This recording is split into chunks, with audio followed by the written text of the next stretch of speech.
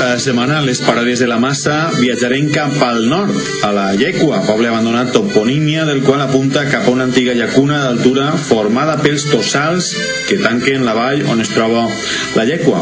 Fèlix. L'aldea de la Llecua, o Llàcova, està ubicada en un breu altiplà d'uns 2 quilòmetres quadrats a 1.069 metres d'altitud. El lloc, aïllat i solitari, és un exemple més de la capacitat d'adaptació de la gent de la comarca dels Ports. Les primeres cases d'esta aldea es van construir al segle XVI per tractar d'aprofitar les terres per al cultiu de cereals. A inicis del segle XX arribà a comptar amb 66 habitants i fins i tot un alcalde.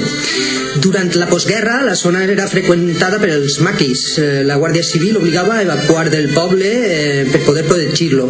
El llibre ens parla també d'experiències humanes dures. Una mestra d'escola, per exemple, que plora en arribar a la Llecua. Un rector que vol marxar pel fred i el fan tornar. Experiències extremes per uns i altres aspectes que expliquen potser un abandonament al llarg dels anys.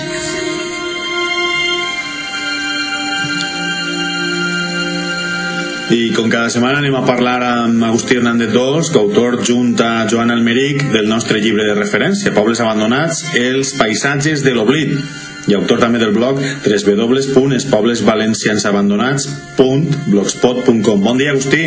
Hola, bon dia. Agustí, ens ha cridat l'atenció en el capítol del llibre dedicat als ports i el maestrat i esta aldea que ens comentava Fèlix de la Llecua, a prop de Morella, que és un lloc aïllat, incomparable, per buscar una calma necessària per la seva bellesa natural? Sí, la veritat és que la comarca dels Ports té zones d'una gran bellesa i concretament on s'ubica l'aldea de la Llecua, diguem, en la part de la comarca que està més al sud-est, prop del terme municipal d'Ares del Maestre, és una zona precisament que ha patit els efectes de la despoblació. Al estar situada a prop dels principals nuclis de població habitats, Ares del Maestre, Catí i Morella queden prou lluny del lloc on està la Llecua, pues s'ha deshabitat.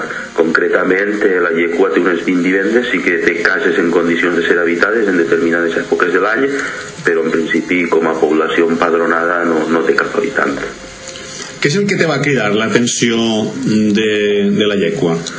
La veritat és que el poblet com a tal, no, perquè l'aldea de la Llecua és un nucli de població significatiu, té església, té cementeri, tenia escola també en el seu moment i bueno, té unes 20 vivendes.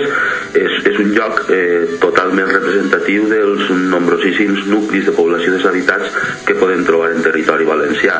Precisament en aquesta mateixa comarca dels Ports n'hi ha molts altres, per exemple citaríem la Saranyana, les Alberedes del Portell, i uns altres, no, que n'hi han distribuïts al llarg dels diversos termes municipals, i precisament este de la Llecua, tant per la seva pròpia configuració, l'arquitectura, per la seva població que va arribar a tindre en el seu moment, és precisament un exemple ben representatiu d'estos pobles que arribaren a tindre fins i tot un centenar d'habitants i que ara no en tenen cap. Sabem que el teu blog tu fas enquestes interactives, no? T'interessa saber què és allò, què és el que pensa la gent. Què és el que opina la gent o quina és l'opinió que te fa plegar al teu blog de què és el que està passant al voltant dels pobles abandonats? Què diuen els internautes?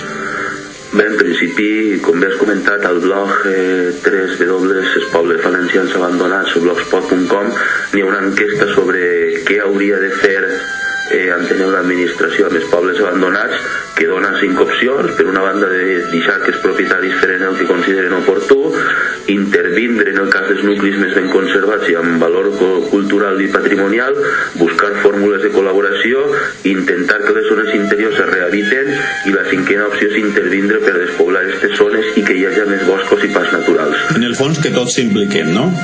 Sí, de totes formes, de totes aquestes opcions, la més votada en aquests moments és la segona, que diu que és que l'administració hauria d'intervindre en el cas dels nuclis més ben conservats i amb valor cultural i o patrimonial. És d'alguna forma el que nosaltres estem també demanant. També és important perquè pense que és una conseqüència derivada de l'anterior i és ben votada, està sent prou votada, intentar que les zones interiors es rehabiliten. Bé, això és una situació la veritat, prou complicada, no? Acabem de fer una entrevista, no sé si l'estàs escoltant, amb Ángel Valeriano, que en fi, una manera de repoblar llocs, nuclis urbans menuts, no dic pobles abandonats, és, per exemple, recuperar oficis antics. Esta podria ser una fórmula. Sí, bueno, he de dir, és important destacar que la Llecua concretament no és un poble abandonat. He comentat que és un lloc deshabitat, perquè intentem diferenciar el que són deshabitats d'abandonats. Abandonats són aquells que estan en ruïnes, que no poden ser habitats en ninguna època de l'any, i deshabitats són aquells que, si bé no tenen població empadronada, sí que en algun moment de l'any, siga en cap de setmana, siga en estiu, siga perquè es lloguen cases, es poden habitar temporalment. Estem referint-nos en aquest cas concret.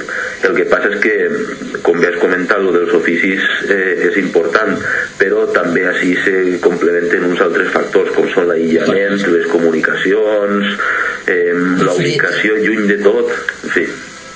Si et sembla,